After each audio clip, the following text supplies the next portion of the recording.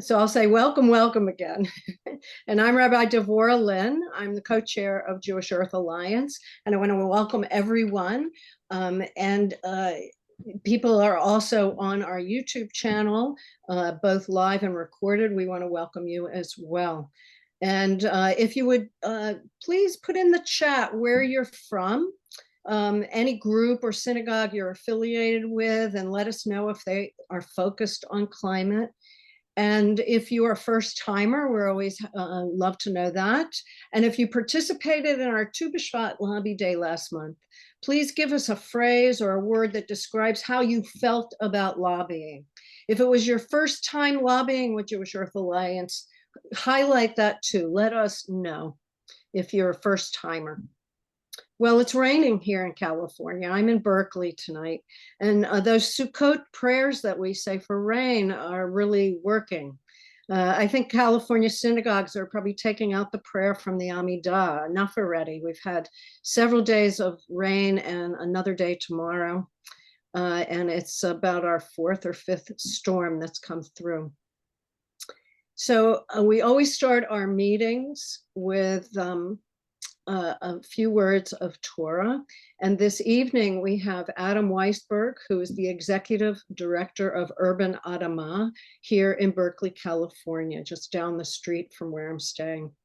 Urban Adamah seeks to build a more loving, just, and sustainable world by connecting people to each other and the natural world, by providing farm-based community building experiences that integrate Jewish tradition, mindfulness, sustainable agriculture, and social action. I'm spending the winter here down the street, and I can tell you there are many reasons to spend time in Urban Adamah's beautiful small campus in the middle of Berkeley. So Adam, please share some wisdom with us. Devorah, thank you for the introduction. I'll share. You can all decide either collectively or individually whether there was wisdom in it. I will say that I appreciated, Devorah, that in the introduction you shared that part of our mission at Urban Adamah is to create more loving, just, and sustainable communities. Because I also feel like while it may not be the stated mission of Jewish Earth Alliance, it's certainly what all of you are focused on and are trying to do at the legislative and policy level. So I feel the kinship. Granted, we do our work in very different ways in different settings, but I have great appreciation for the effort you're all putting in and for the work that you're doing. And Bimhei Rabbi Amenu, speedily in our days, it should come that your effort actually has even greater impact than it has already. So given that what we do at Urban Adamah, I'm going to do something a little bit different than what sometimes people think of when they think of teaching Torah. I'm going to invite us to sit and breathe for a minute or two. I'm going to teach a little bit about Truma, the parsha, the portion that we learned this past Shabbat. Then I'm going to invite us into singing for briefly. I know that's a little complicated on Zoom, but I'll explain how. And then we'll end with another moment of sitting together. And the reason I want to invite all of you into that process and to do more than just sharing words of Torah is that I think given the work that you all are engaged in, both through Jewish Earth Alliance and I'm guessing in other ways in your lives, and given the moment that we face, I actually think that that sitting and being at one with ourselves is more essential than ever. There's all sorts of teaching in the Jewish tradition, both in Torah itself and certainly in the generation since, that talk about the need to really center and the need to be at one with ourselves in order to do the work in the world. If the world stands on three things: ala Torah, ala avodah, al gemilut chasadim, on Torah, on holy work, and on deeds of loving kindness, we know that we have to be centered ourselves in all those ways before we can bring it to other people. So whether you're a daily meditator or whether you've never meditated, whether it feels really comfortable or really awkward, I want to invite you for just a moment, if it feels comfortable, to actually close your eyes. If you prefer to do that with your camera off, that's fine. And feel how you're sitting. I'm going to close my eyes. Feel how you're sitting in your seat and really settle in. Maybe sit up a little bit straighter. Put your feet on the floor if they're not already, and really just take a minute to feel your body. right? We're reminded in traditional Jewish prayer that the morning blessings call us and call our attention to the fact that not only is our soul restored to us every morning, but our physical body is as well. There are a series of blessings that remind us of that. But I think in our hurly-burly, quick-paced getting and spending world, we often forget to focus on the body and remember that that's what's carrying our minds and our hearts through everything we do each day. So I invite you just to do a quick scan. Focus on your breath. Go ahead and take a deep breath in through the nose, and then exhale through the mouth. And do that 3 more times, in through the nose, and then out through the mouth, really feeling the breath coming into your body, settling in your lungs, and then exhaling through your mouth again.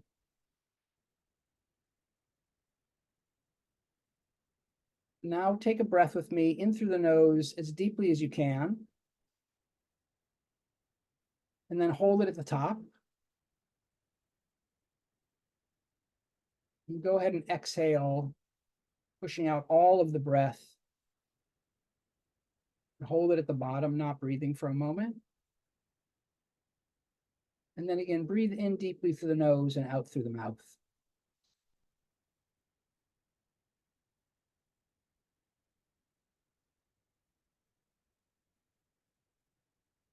If your eyes are closed, I invite you to open them again. And I want to suggest and remind us that the work that Jewish Earth Alliance calls us into and the work that we do every day, I think really requires that we remember to settle with the breath, that we remember to be mindful of how we're doing it, that we remember that as much as it gives us strength, I hope, to do the work, it also takes something out of us. And I was really pleased to see that the parashah from this past Shabbat was Truma, because I think it really speaks to the work that we're all trying to do in some way. I want to read the opening lines. Again, Truma is basically talks about the building of the Mishkan, the portable sanctuary that the Israelites carried with them through the desert for 40 years. And the words that we read in the introduction to this parsha are in English: "Tell the Israelite people to bring me gifts. You, Moshe, shall accept gifts for me from every person whose heart is so moved. And these are the gifts that you shall accept from them: gold, silver, and copper, blue, purple, and crimson yarns, fine linen, goat's hair, tanned ram skins, dolphin skins, and acacia wood, oil for lighting, spices for the anointing oil and for the aromatic incense, lapis lazuli and other stones for setting, for the ephod and for the breastpiece, and let them make me a sanctuary that I may dwell amongst them." So it struck me that given who we are as humans and how we see luxury as projecting value and worth, it makes sense that the Mishkan, the tabernacle, would be crafted and created from items that are luxurious, things that signify wealth and status. But what was also interesting, in some ways more interesting to me, is that, and I hope it resonates for all of you, is that everything that's collected to build the Mishkan, the tabernacle, has to be offered up voluntarily from members of the community. Again, the first verse of the parasha teaches us, "Tell the Israelite people to bring me gifts. You shall accept gifts for me from every person whose heart is so moved." The giving is specifically not compulsory, which is a little surprising, I think, given how often the Torah tells the Israelites what they should do and how they should do it. It's interesting and compelling, I think, that in this instance, the instance of building a home for God, that participation is left up wholly to the individual and to the individual's choice. And I want to share also that the acts that are necessary to create the Mishkan, the space where God is to dwell bitocham, among and within the people, are acts of giving away what we as humans are generally taught to covet and to chase after the most, things that have material value and that showcase our status for others. In my thinking about this, I was reminded that the biblical commentator of the 20th century, Nehemiah Leibovitz, teaches that the creation of the Mishkan is a parallel for God's creation of the world. And Leibovitz teaches that in Bereshit, God creates the world as a sanctuary in which humans will live. And in Truma, humans create the Mishkan as a sanctuary in which God will live.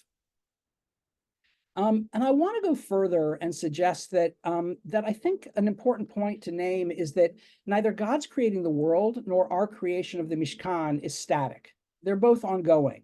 So, Devor spoke of the Urban Adamah farm. I'll tell you that in these months or these weeks where we're transitioning very slowly, but nonetheless from winter into spring, we're seeing the ongoing of God's creation, right? We're seeing shoots come up in the ground. We're seeing the sheet mulching and the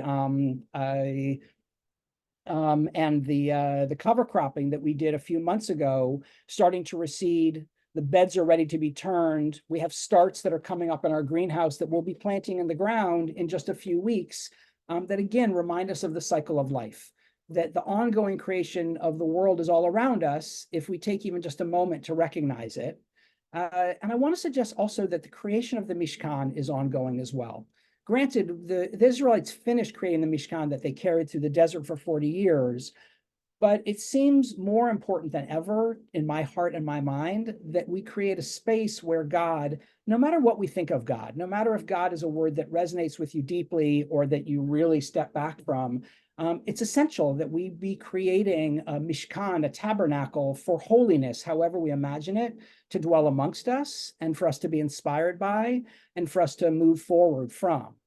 And so I just want to bring us to this notion that we continue to be partners in co-creation, and that the question isn't, are we building a Mishkan? It's how consciously are we leaning into that work? How consciously are we contributing? How are we remembering what we can contribute given the breath and the energy we have?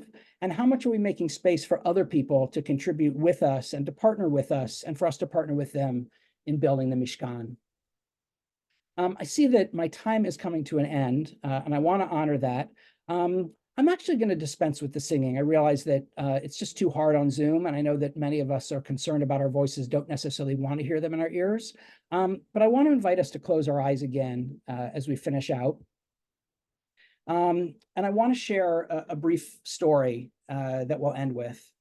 And that's the story of two waves. And it's an introduction to the song that we won't sing, or maybe I'll sing a few bars of it. But there's a story that we tell at Urban Adamah. It's told elsewhere of these two waves that are out in the sea. And they've been traveling along. And there's a little wave and a large wave. And they're heading towards the shore for the first time after traveling through the sea for a long time. And the large wave, the small wave sees that the large wave is really starting to get nervous, right? And sort of getting jittery and seems agitated and is starting to sweat. And the little wave says to the big wave, "What's wrong? I've never seen you so nervous." And the big wave looks down at the little wave and says, "We're heading for the shore." And the little wave says, "Okay, we're heading for the shore. It's okay." And he says, "No, you can't see, but I can. We're heading to the shore and the waves are crashing on the beach." And the little wave says, "That's okay. We'll crash on the beach." And the big wave says, "No, you can't see it, but they're crashing on the beach and they're decimated and the waves disappear and it's going to happen to us." And the little wave looked up at the big wave and said, "That's okay." And he said, "No, we're waves. We'll disappear." And the little wave looked up and said, "No, we're not waves. We're water. We're not waves. We're water." The little wave recognized that in this form, we're waves, but what we really are elementally is water. And each of us is involved, whether it's the work of Urban Adamah or the work at Jewish Earth Alliance, in figuring out how we move with the tide, how we push forward, how we shape the shore, and then how we recede from it.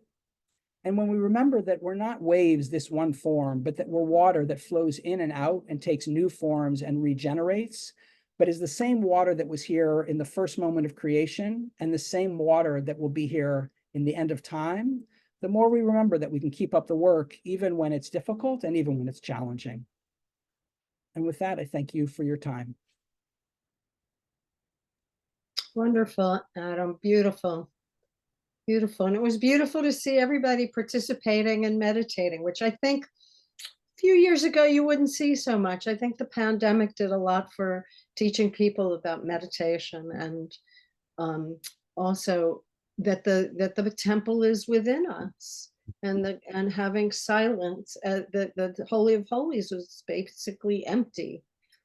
and that gathering some empty space and some empty time where we can dive in. Thank you so much. That was really very beautiful. Oh, I want to read all the comments in the chat, but my schedulers are pointing at me. So I want to invite Rabbi Melanie Aaron and Dr. Phyllis Blumberg from our steering committee, who navigated our Tu Bishvat Lobby Day last month so beautifully, to give us a report on its success.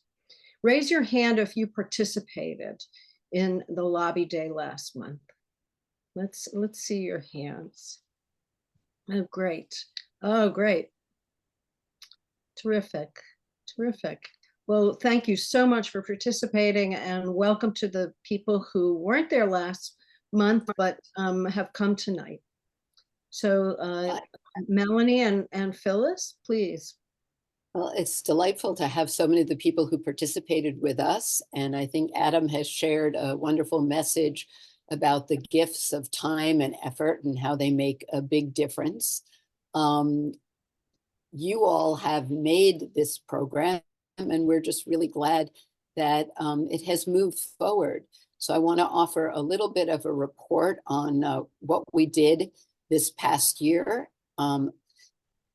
We have, over the past 13 months, really grown our lobby efforts, our virtual lobby efforts. You'll see we began with a lobby day, a virtual lobby day for Tu Bishvat last year. Then we repeated that for Tisha B'Av in the summer, and now the Tu Bishvat effort this January. We increased both the number of meetings with Senate offices and the number of participants. You'll notice that it says here participants and not registrants. We had issues with duplications, and we wanted to really know who had participated. So we counted up the people who had been in these meetings.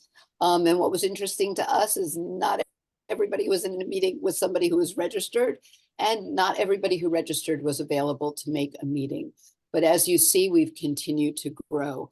I'm going to pass the baton over to Phyllis, the co-chair of Lobby Day, and show you a picture with Senator Braun and those who were with him lobbying.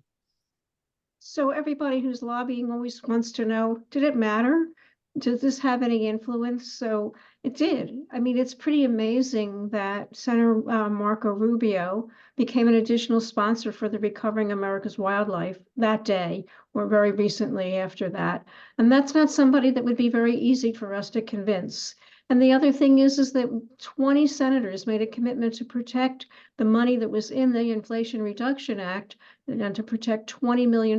That's a significant amount of the Senate. That's 1/5 of the Senate. So did we have an impact? You bet we did. We had a huge impact, and we had a national impact. Our voices were known, and I just feel like it was such a strong national effort. And we also raised our voice on a new bill, Environmental Justice for All. Some of our people that we were talking to had never heard of it, and they heard about it and learned from us. So that was a really important part that we did also. So thank you to we had a student intern from Swarthmore College, Lou Williams, who I think we overwhelmed her with things to do, but she managed to pull it through beautifully while moving and having health issues and supposedly on vacation. We had a phenomenal team. These are the people who you see every month from Jewish Earth Alliance, Melanie, Rabbi Melanie, Judy Belfin, Mirella Goldstein, Amy Finkelstein-Dick are our leaders, the people who had this idea and then put it together. And then we have state leads. I'm not going to read all the names, but we had every single state had a lead, and the lead played a big role in terms of organizing the people and making sure that everybody knew what they were supposed to be saying. And it's a community effort between our intern, our team, and our leads, plus the participants. So it was a huge effort by everybody, and a successful one too. And that's so exciting. So the print is a little small, but you can see we have a huge number of co-sponsors. And I personally think it's the co-sponsors that made us so great, because once you agreed to be a co-sponsor, you didn't have to put up any money. You just said you were gonna push this within your mailing list, within your newsletter. And they did. And these are the people that came through, and these are the people that lobbied. So it was absolutely a joint national effort, all across the country, not just in the big metropolitan areas, but everywhere. And we're going to move forward with our co-sponsors. I think it's a wonderful way of forming relationships and for people to work together. And we hope to do this again with your help and your support. Tisha B'Av is coming up again this summer. It's a time when we reflect on past disasters, and it's an appropriate time to reflect on how we can avoid disaster for our own world in our own time. We've chosen as a lobby day Wednesday, August 7th, with the next day, the Thursday, as a backup day. This is adjacent. It's part of the 9 days that lead up to Tisha B'Av, and it also gets us engaged before the congressional recess, when there's always a lot of stress on legislation, getting things done before people go out. And the last thing I want to leave you with is this wonderful picture of our lobby group and the introductions, the statements that every member of the lobby group made. It's so important that each person participate, and your story makes a huge difference. So put on your calendars, Wednesday, August 7th, we will be in touch. We will organize once again on a state level, and we really, again, appreciate all your help. Thank you so much. Wow, give yourself a big hand, everybody. Yay. All right. Maybe we should unmute and shout out. But you can shout out in your... Yay!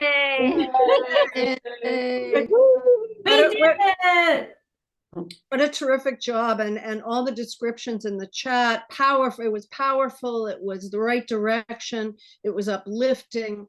Just goes on and on. Wonderful descriptions of your experiences. So, and many people who are new to lobbying, we're so grateful that you came to begin. And we hope very much to see you all again next this August coming up. So that'll be terrific. And thank you to our organizers, Melanie and Phyllis. What a great job you did. And I know how much you worked on it. Thank you so much. So now I would like to introduce our speaker tonight. If, as we go along, if you'd like to put a question in the chat, we will try to be monitoring that. We never have enough time for all the questions, but perhaps we can link up with our speaker tonight with questions if possible. And so if my steering committee would sort of track the questions for me, that we will do at the end of her speaking. So let me introduce Grace Smith, who is a member of the Colorado and Alaska Bar Associations and graduated from the University of Michigan Law School and Wesleyan University. She's coming tonight from Boulder to us. And while in law school, Grace worked at Earth Justice's Rocky Mountain office, the Hawaii Appleseed Center for Economic Justice, and the Center for International Environmental Law in Switzerland. Prior to joining the Environmental Defense Fund in October 21, Grace clerked on the Colorado Court of Appeals for the Honorable Elizabeth Harrison at San Francisco-based environmental law firm. As an attorney with the Environmental Defense Fund's U.S. legal and regulatory team, Grace works to stabilize the climate and protect communities by reducing pollution from the oil and gas and other sectors. So she is our expert speaker tonight to help us explain our action alert, which is fairly involved, but Grace is going to enlighten us. There you go, Grace, welcome. Thank you so much for having me. I I'm going to try and share my screen. Can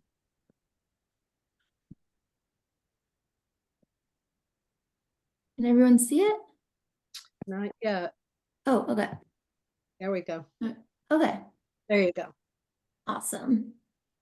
Thank you. Yeah, so as Devorah mentioned, I'm an attorney at Environmental Defense Fund. And I do a few different things, but I primarily work to reduce climate and other air pollution from the oil and gas sector, including mostly by advocating before the Environmental Protection Agency and the Bureau of Land Management on clean air policies for oil and gas operators. I've been at Environmental Defense Fund for about 3 years, so have seen a lot of great progress during the Biden administration in terms of reducing climate pollution through, for example, the finalization of EPA's recent oil and gas methane standards. Those were finalized in December. And as well, the passage of the Inflation Reduction Act, including the Methane Emissions Reduction Program and the Waste Emissions Charge, which we are going to speak about today.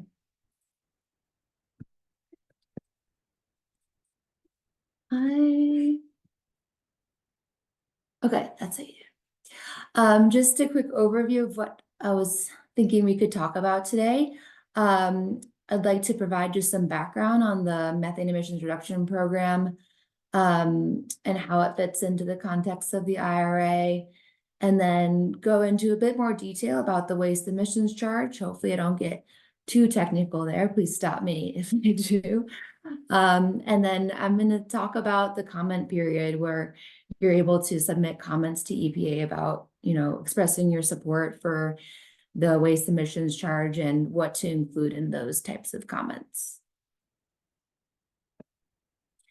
So the Methane Emissions Reduction Program, or how we call it at EDF, MERP, for short, which is kind of a funny acronym, but that's what we're calling it. It was passed as part of the Inflation Reduction Act in 2022. And as you all are well aware, the IRA includes billions of dollars in funding and tax incentives to further the clean energy economy and clean up climate pollution from the transportation, agriculture, and oil and gas sectors. And so this waste emissions charge is just one component of that huge climate bill. The Methane Emissions Reduction Program has 3 main components. The first is it provides $1.5 billion in funding to monitor and reduce methane emissions and other air pollution from the oil and gas sector. The second component is there's a directive from Congress telling EPA to update the greenhouse gas reporting program. And the GHGRP, the reporting program, is where operators self-report their annual emissions to EPA. And that has historically been an underestimate. And so Congress directed EPA to update the requirements of that reporting program to ensure that it accurately represents nationwide oil and gas emissions. The third component is the waste emissions charge, or also known as the methane fee. And just an update on the first 2 components before we go into the waste emissions charge. The EPA has announced the majority, has allocated the majority of the $1.5 billion under MERP already. So the first announcement was for $350 million, and that's going to marginal wells, which are really low producing wells, to ensure that those wells are getting plugged. And the second announcement is for over $1 billion to help improve monitoring and mitigating methane emissions across the United States. And then in the fall, EPA did propose a regulation to update the greenhouse gas reporting program in accordance with Congress's mandate under MERP. So now it is moving forward with the third piece there, and it has proposed details for how it will administer the waste emissions charge. And here is where it gets a bit technical, but I'll try and not get too much into it. Yeah, summarized that one would be good. Okay. Yeah, so the waste charge applies to oil and gas operators that exceed certain emissions thresholds. The first is this operators who report annual emissions of 25,000 metric tons of carbon dioxide equivalent per year. And second, they have to also surpass this methane intensity threshold. Basically, how much methane are they emitting compared to how much they produce? Once they exceed those thresholds, they'll be charged $900 per ton of methane starting in 2024, and then that per tonnage charge increases to $1,500 in 2026. A few key components of the waste charge is that operators will be able to net their emissions across all of their operations.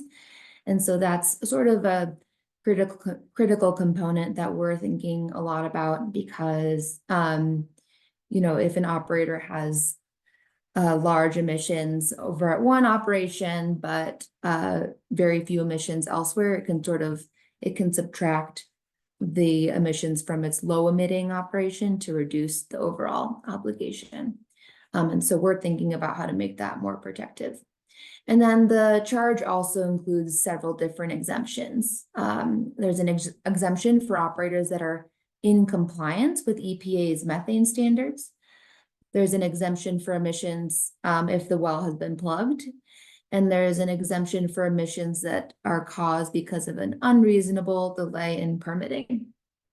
And these are all components of the waste emissions charge as directed by Congress. And so it's not anything, that EPA can really change about the waste emissions charge because Congress has designed it this way. And so EPA, as I mentioned, proposed a regulation implementing the waste charge in January. And it's provided details about how operators are going to file their WEC filing or how they're going to tell EPA how much they owe. And there's a process for verifying the WEC filings as well. So EPA will conduct audits to ensure that what operators are reporting is accurate. And then finally, there are penalties if operators submit a late filing or if they submit an inaccurate one.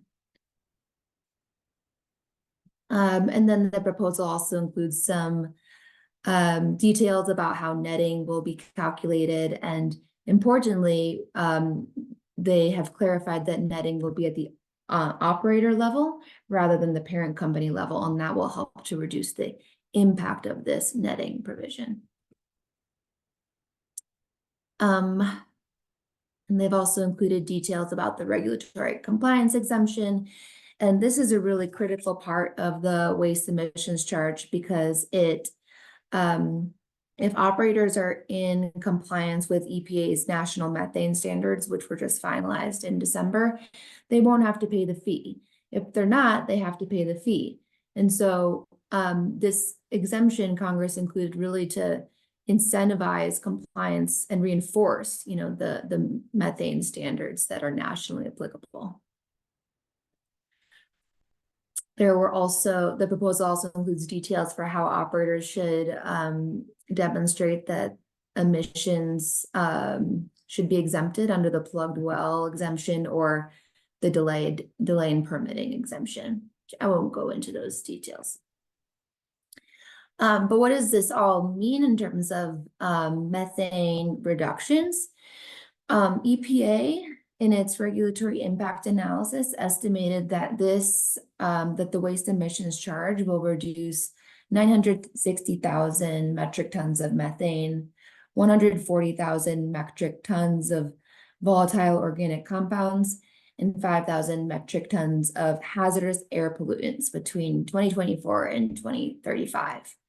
And so, I don't know how much everyone knows about the process of oil and gas operations and how they result in these emissions, but when methane emissions are emitted at oil and gas operations, they also emit volatile organic compounds and hazardous air pollutants, which are really detrimental to human health, and they can cause, irreversible lung damage and cancer and even premature death. And so when we talk about cleaning up the oil and gas sector, we're not only talking about reducing climate pollution, but also the immediate impacts that communities can benefit from.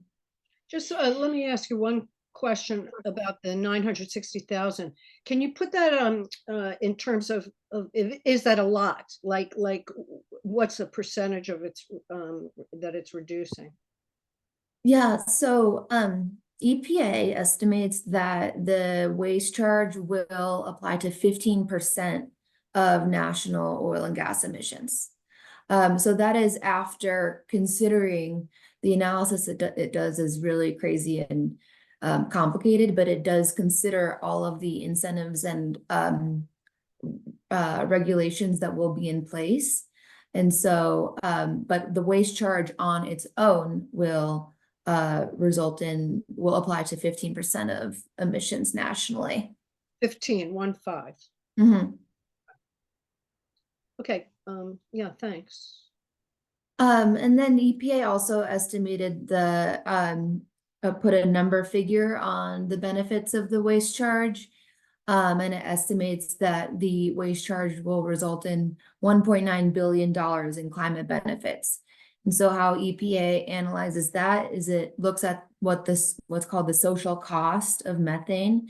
And the social cost of methane is a number that's been developed by economists and scientists in the climate space for decades now. And agencies use it all of the time to estimate the monetary benefits of a regulation. And the social costs includes things like, it's basically the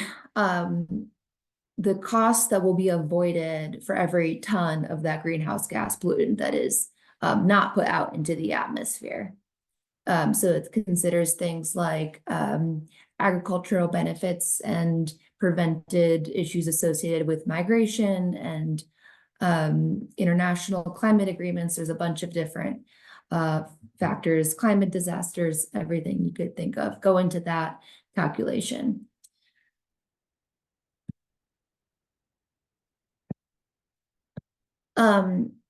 And so why does this all matter? This is the first fee ever on greenhouse gas emissions. So it's pretty exciting, and it's a huge step in the right direction, creating economic incentives. And it sets a really great precedent for doing something similar in the future.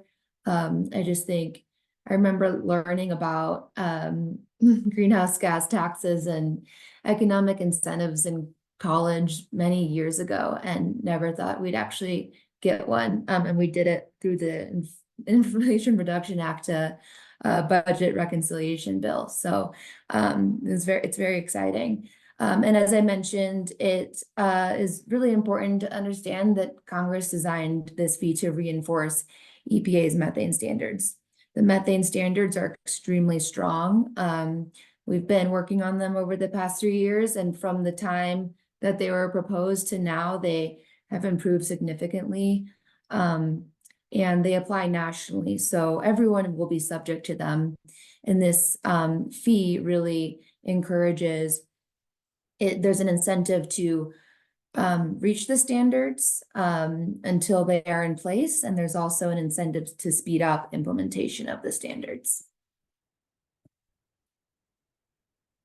The comment period so basically there's an opportunity to comment on administrative proposed regulations. Whenever an agency proposes a regulation, it opens up this time period to the public. It then reads all of the comments, and then in the final regulation, it often explains why it incorporated some major comments or did not. So the comment period is really a chance to speak to EPA directly about why this is important to you, why you support the regulation, and whether you see any areas for improvement. The comment period originally was 6 weeks, and the deadline was March 11th. but the deadline was extended until March 26th. So you have some time to submit your comments. I'm sorry, this is a pretty wordy slide, but this is what EDF will be advocating for in our comments. We think that EPA's proposal really aligns with what Congress is requiring, and we really just want to encourage EPA to finalize what it has proposed. We see a couple areas for improvement, but about 80% of it we think is really spot on. So we will be encouraging EPA to just retain everything in its proposal. And second, we'll be encouraging EPA to finalize the proposal quickly. As you know, the administration's term or the elections are coming up in November, and we want to make sure that this is finalized before, with a sufficient buffer in between the Biden administration and hopefully not, but potentially another more adverse administration. As far as what to put in your comments, I would really recommend including your own story and explaining your personal story. It's how is methane and oil and gas pollution impacting you directly, either your family, how has it impacted your health? Have you seen climate change impacts in your area? And understand how, and do you understand, how methane is impacting that? I think that would be helpful to include. This, I think, really helps to humanize the regulation for EPA and remind it of why it's doing this. EDF is a super, technical and legal organization. We go to EPA and we talk about all the ways to improve their regulation on a technical basis. But I have found that EPA, when I've been on calls with EPA and, work with environmental justice partners and others that are sharing their stories, I found that EPA is really moved by those. So I think it's really important to talk about that.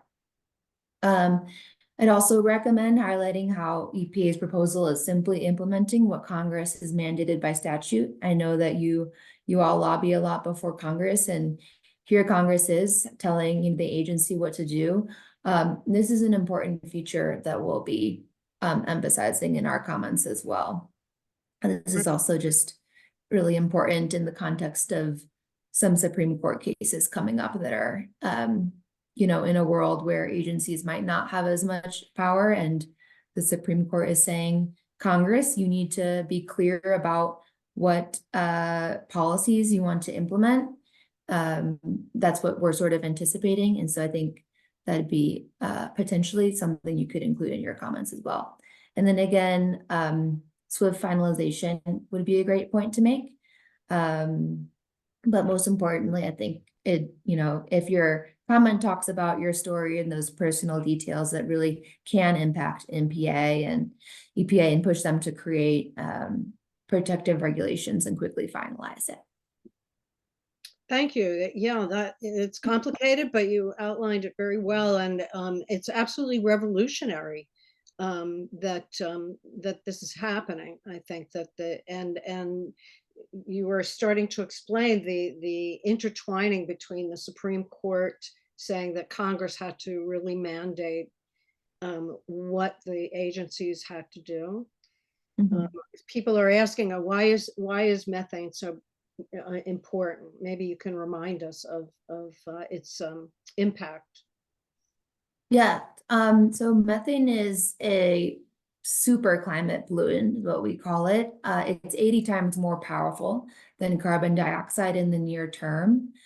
And so because it's so powerful in the short term, if we can get a handle on methane now, we can quickly mitigate climate change. The oil and gas sector is the largest industrial emitter of methane in the United States. Agriculture, I think, is the largest worldwide, but in the United States, where we have control oil and gas, the oil and gas sector is the largest industrial emitter of methane emissions. And so the important thing to remember about this is that there are solutions that are already available that oil and gas operators can implement to reduce their methane emissions. And so It's really, you know, sort of the solutions are there.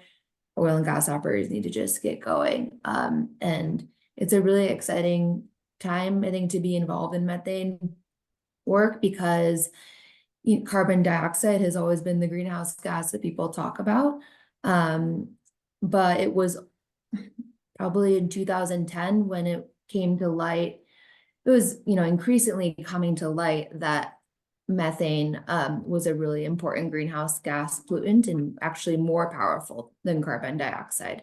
Yeah, So the idea that it was only 15% seemed like, you know, not very much to reduce it, but it's I forget how many times more powerful than carbon dioxide as yeah, as a climate gas. As a greenhouse. yes, I was going to mention that when I said the 15% number, because I know it looks small, but when you think about how big, you know, how big of an emitter the oil and gas sector is, and how powerful methane is, and how important it is to just do everything we can to reduce emissions. I think that's actually a pretty huge number. Yeah. So one last question before we go to our action. I forgot what it's called. It starts with a C, but the thing that Congress can do with regulations that are passed in the last 6 months of an administration, is it something like that? But like by June, is that what you started to talk about, that we need to do it as soon as possible?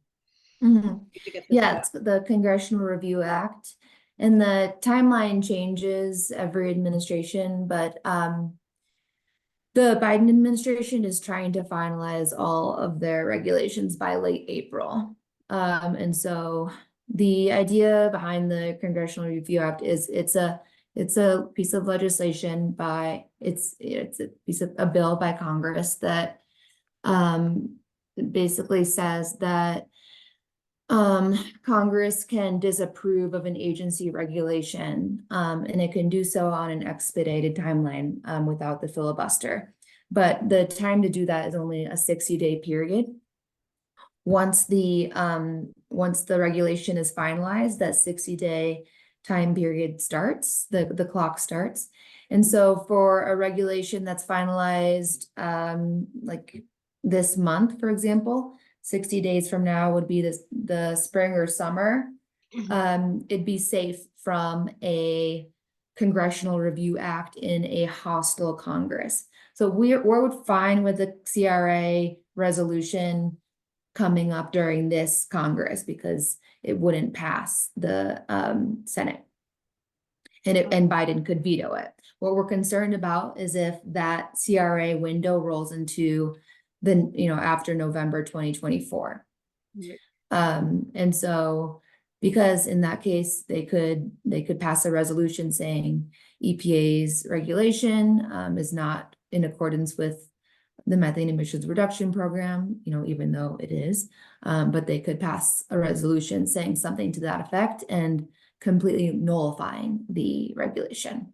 And so it's important to finalize all of the Biden administration regulations by May, late April, early May. Someone's quoting 39 times stronger. I was a decimal off than carbon dioxide. Methane is 39 times stronger as a greenhouse gas. What was I going to ask you? I just lost my train of thought. Yeah. Mirella, do you remember what I was going to No, but I think we should go to the action. Yes. And Grace, if you could stay on, you could answer some questions in the chat. That would be really helpful. Oh, Okay. Okay, great. Yeah, that would be great. Yeah, people are asking about farming and how much methane comes from that, but that is not under this regulation. Right. More This is under only the oil and gas. under the farm bill, I believe, that we talked about last month or 2 months ago. All right. Well, thank you so much, Grace. That was a great outline to get us started on our action. And thank you very much for coming at a kind of late invitation as well. Thank you. if you could look in the chat and answer some of those questions, that'd be fantastic. That'd be great. Okay, let me call on Judy Burlfine, our action person on the steering committee. Judy is from Encinitas, California, and has been on our steering committee for a long time. And she's going to lead us in an action on and describe and show you how to make a comment to the EPA. So Judy, you're Great. on. Well, thank you. And Just Amy's gonna share the presentation. So here we go. This is a little bit of repeat of what you just heard. It's simplified overview. For some of you who were here a few months ago, we talked about methane before and other ways that the EPA is working to get the leaks and deliberate venting of methane into the air under control. So methane sometimes is used synonymously with natural gas. It's really a major component of it. So if you have a gas stove or a gas water heater, you have methane piped into your home. And the bad news, as people have been talking about, is that methane is really a very potent greenhouse gas, traps more heat than carbon dioxide. And all across our country and the world, there are a lot of leaking oil and gas pipelines where methane is released, as well as deliberate venting of that methane right into the atmosphere or flaring where they burn it. So that emits huge amounts of methane into the atmosphere. But the good news is that we have this fancy new satellite technology that allows us to detect these emissions, so it can't be covered up anymore. And it allows us to fix the leaks and force the companies that are venting and flaring to stop doing that. And the methane emissions reduction program, as Grace explained, allows the EPA to fine those companies for releasing methane into the atmosphere. And that gives us a tool that we haven't had before. And as Grace said, it's sort of, some of us can be hopeful that maybe this is a precursor to fining and taxing other greenhouse gases, which some of us on the call have worked on for many years. Okay, Amy, so here's a picture of what the new satellite technology has shown us, that we have leaks all over the world. The green is, sort of mid-level leaks, as the legend shows above, and the red are the really strong leaks. So this is a problem everywhere. And on the next slide shows us where we have pipelines and potentials for leaks. Those are really heavily concentrated down in the Gulf, but across our entire country. So now it is your turn, next slide, to take action. And if someone can put the link in the chat, or you can type this into your browser, I'm going to have you all go to the page where you make the comment now. It would be amazing if you wrote your comment right now while we're here together, because often when people leave, they forget. But if you feel like you want to put a lot of time and thought to it, go to this page, and so you can make sure that you understand how to make the comment. And here's my version of something very simple that you can say in your comment, which is finalize and implement the methane emissions reduction program's waste emission charge. It's a real mouthful. Basically, implement the methane fee, and as Grace mentioned, implement it swiftly. Because we have this technology, we can identify and stop the release of methane into our atmosphere. So stabilize our climate, stop methane leaks now. And one thing to keep in mind, the EPA has extended the comment period, which is good and bad. It's bad in that's something that the oil and gas companies have repeatedly asked for, to extend the comment period we really want to make sure they don't keep extending it and never implementing it. So it's important in your comment to request that they implement this quickly. So what isn't? And also, Judy, we want to balance out. The fuel companies will have more time if it's extended to comment. So we want our comments to balance out the power of the Right. fuel. So we want to make sure that we have plenty of comments out there, yeah, that are balanced out by the okay. So I'm trying to go to this myself to make sure if you have any questions, I can answer them. But why doesn't everyone right now go to bit.ly/emission charge and make sure that you can see what we're all looking at? And at the top of the page and on the right, it says submit a formal comment. So click on that, and that gives you a space to put in your comment, and you can put in your email. Also to opt to receive confirmation that it was submitted. So if anyone has any questions, now is a good time to ask, but now is also the time to submit your comment. Okay, I'm not seeing how to get over to submit them. I can't, I've tried to get it into my browser. I can't. So what do I do? Again, I don't see anything that says submit your comments. Let me open mine again to see. It's a green button on the right. It's a little green Oh, box. okay. It disappeared. that? Okay. Yeah, it just okay, it just came out. No, yeah, I see. Okay. You see it now? Yeah, it disappeared. That's why I thought I'm gonna go ahead. Okay. Yeah. So And I put the message that Judy beautifully wrote in the chat, but there are some typos. So you have to look at what you're writing if you're going to copy and paste it. The typos are mine, not Judy's. I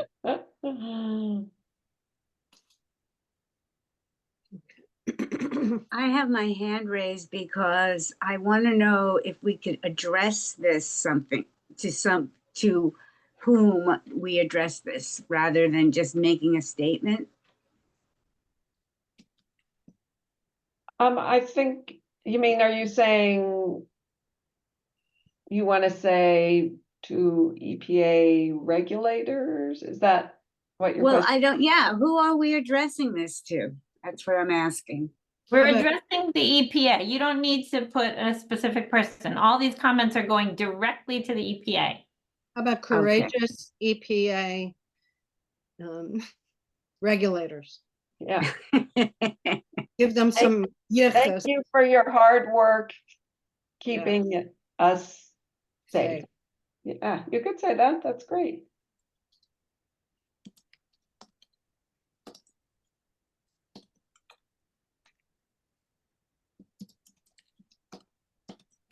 Getting this.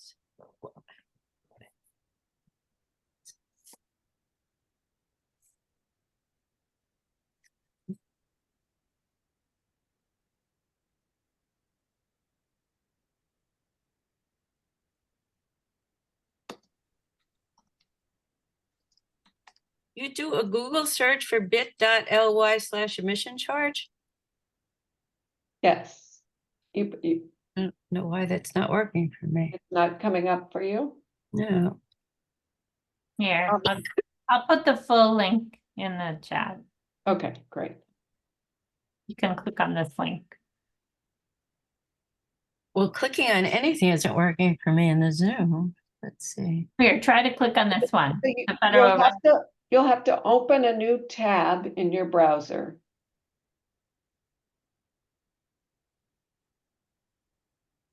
Wait.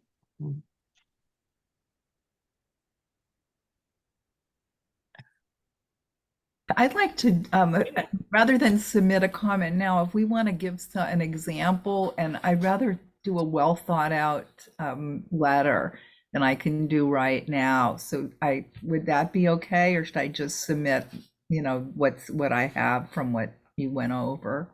If you'll actually do it, it would be fine. Sometimes people have good intentions and then they run out of time. But if you want to write something longer and submit it. Well, it would be I more think that's- personal. I can do it now. I mean, I've done it sometimes in the past on my own, but okay. I see one from Grace Smith to everyone. Okay. I'll just do it now. Okay. I have a question, if you would please, Judy, address this. So the speaker from the EPA, the speaker from about methane mentioned that reducing methane has a quicker effect on the atmosphere, on reducing climate change. Can you just elaborate on that a little more? Sure, Thank you. because methane is such a potent greenhouse gas. If we stop X amount of methane from going into the atmosphere, it's like stopping 10 times as much carbon dioxide from going in the atmosphere. It's just because methane is so much stronger in its potency and trapping the heat. So if you have less, is that making any sense? Does it have a quicker effect than reducing CO2? Because CO2 has a residency time in the atmosphere. Does methane have a shorter residency time? Okay, now I think so, but I don't want to say something that I'm not 100% sure. But the problem. The point, I think, is to keep it out of the atmosphere at the source. So that we don't have to worry about the residency time of it. That what's up there is going to stay up there already. What we need to do is stop any more going on at the source. Can I ask you 2 questions? How do you do that? And the second question is, what's the difference between methane leaking as a gas and it them burning it in a flare? Because then it just keeps becoming a gas if you burn it. But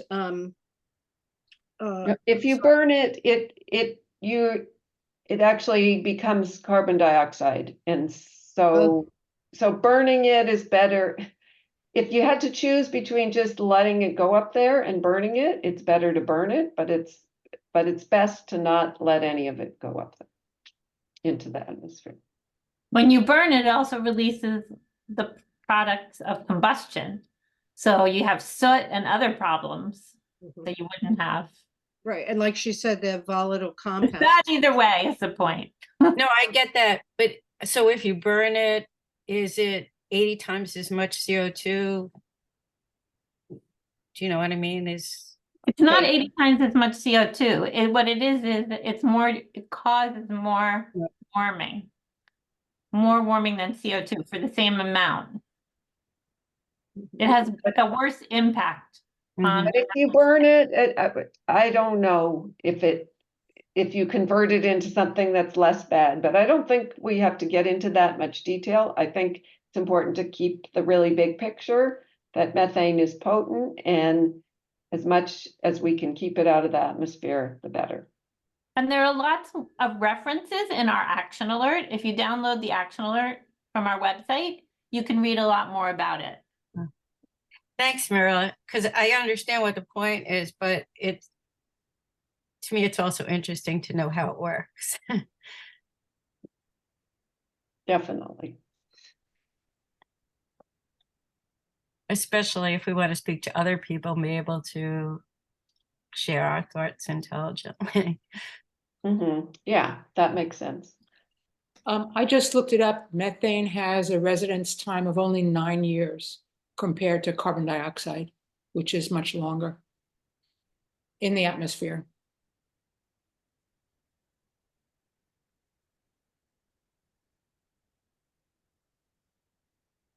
Right, but it's So 30 times, 9 if times, 40 times stronger. If you've submitted your comment, let us know in the chat so we can celebrate your accomplishment. Thank you, James.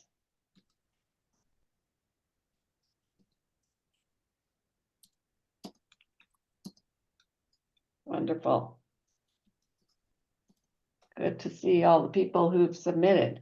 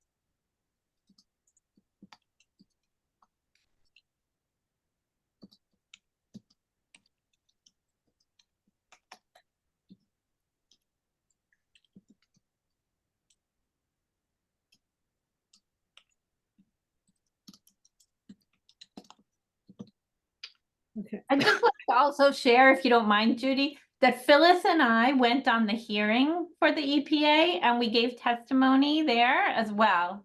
And that's something that I encourage all of you to do in the future. It's really easy and, you know, it's another way of having our voice heard. That's terrific. Thank you, Marilla, and thank you, Phyllis. Do you think that we should put ourselves as an organization or an individual? We should give Individual. an individual. Okay.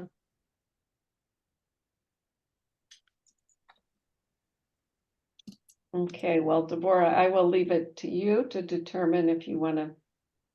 Yeah. Yes. Let me. How are we doing? Let's see. Oh, okay. How are we doing on Gallery? Let me see who's here. Okay. So finish this till the end. We'll stay on a little bit longer perhaps to answer any further questions, but I wanted to wind up the meeting with a few words of blessing. It's a Adar and it's a leap year and we have two Adars, and it's a commandment to heighten your joy in this month of Adar, and we have two of them in such a year that is so challenging. In such a year as this, it's hard to muster the energy to be happy, but it's a commandment, damn it. We must. We climate activists know the patience we must have to endure this fight for climate action. The news about climate has battered us for years. It's in our backyards or that of our family and friends. And we know that when the war in Israel is over, climate change will still be looming and our fight must go on. So we must please give ourselves a gift of joy this month and next. It doesn't have to be elaborate, but we deserve it for the persistence of our action. Do something you love. See people that you can laugh with. Perform an act of kindness that brings a smile to someone's face and yours. So I send you blessings on the sacred work that you do, the gifts you give to others, and stay safe and healthy. Thank you all. Thank you to our speakers, Grace and Adam, to our steering committee, and who is just very persistent and very devoted, and to all of you who come to work with us on this project that will reap the benefits into generations. So let us celebrate our work tonight of making a difference. Tzedek, tzedek, tirdo. Justice up in the heavens and justice on earth. Chase after justice. We'll see you next week. March 19th is our meeting, and Purim is on March 23rd. So Hag Sameach for that, and happy Adar, happy Adars 1 and 2, and we will see you next month. So if you're still here and finishing up, that's great. Who's our host? Is Mirala? How long would you like to stay on, Mirala? Do you have, Hang on. you Don't have you want another to see those date? great photos again of yourselves lobbying? Oh, yeah. Let's go out with a splash. But I'll stay on in case anyone has any questions. Okay. I had a question. I'm curious how being in Florida as it is, and we were to Senator Scott's office. How did it come to be that Marco Rubio got in there? I'm glad, but just surprised how that came about. We contacted both offices and Rubio's responded and the other one didn't. Oh, so they did, regardless of anybody doing a specific local action, so it came direct to their office then, in a way. We scheduled all the appointments, but yeah, that's the reason. Well, Sometimes no, but we spoke to Scott. We didn't speak to Rubio. whichever one you got the appointment with, that's the one. No, One but Rubio's the one who changed his Yeah, but position. And we met with Rubio, Scott. yeah, Oh, I almost thought it was a maybe mistake. Yeah. Phyllis can answer that question. I don't know. No. Okay. I don't know. I'm wondering whether Marco Rubio was pressured by somebody, because remember we said, is there a Republican that you might want to speak to? And I'm just wondering whether behind the scenes somebody did that. Because I don't believe we had a meeting with him. No, that's why I was Dang, excited yeah. when my leader told me that, and then I started thinking, is there a mix up here somehow? But I then, guess not, but you can call up and thank them. No, we yeah. did I- write letters to him. I mean, we did do an action. There, alert. there should be a way on the congressional record, probably, I guess, if he's co-signed, so that, taking a little bit of time to go investigate it. Which maybe I'll do, because he seems to be totally off the radar, as far as I can tell, as a Florida resident right now, but that's another story. We need Thank a lot you of all help for in every- Florida, so thank you for doing that. Night, everyone. Good Does night. anyone want to see the photos or you're done? Amy's asking me. Sure, let's see him. Let's see him again.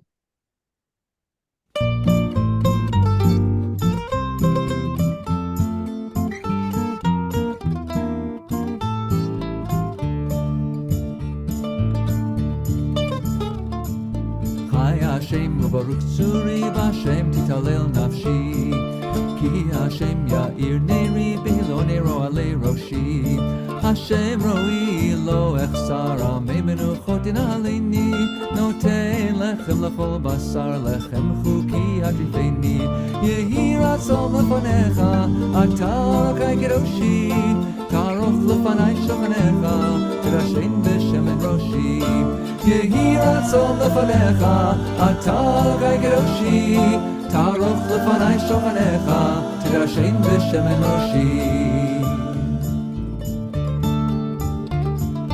Mitein menuchati lifnei Adon HaShalom Baita shlema mitati achayim ve'hashalom Yishlach malacho lefanai lavoti levaya Bechos yeshuot desafanai menat kosi revaya Tama'a nafshi al Hashem Yimalei sava samai El harim nesa einai Kilel ve'lo chashamai Tama'a nafshi al Hashem Yimalei sava samai El harim nesa einai Kilel ve'lo chashamai